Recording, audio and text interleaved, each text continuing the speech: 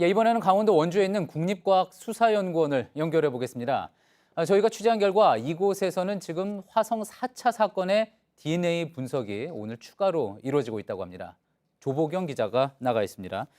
조 기자, 이제 그러니까 5차, 7차, 9차 사건에 이어서 새로 분석을 하는 사건이 이제 4차 사건입니다. 경찰이 오늘 증거물을 그쪽으로 보냈다고 하죠?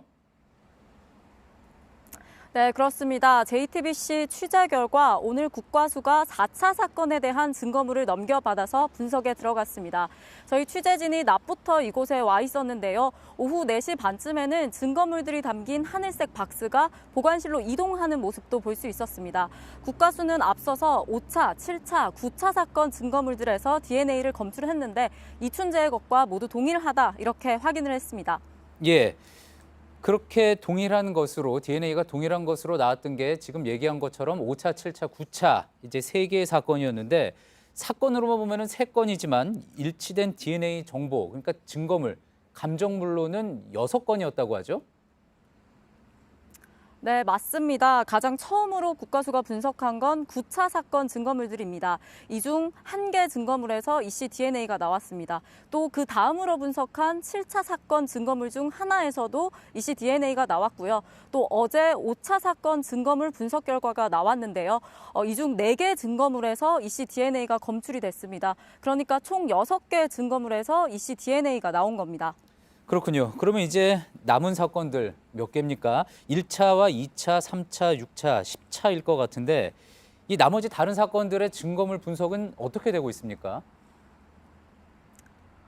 네, 일단은 오늘 분석 중인 4차 사건의 DNA 정보도 이 씨의 것과 일치를 하면 앞서 검출된 3차례 사건을 포함해서 총 4차례 사건에 대해서 결정적인 증거를 확보하게 되는 겁니다.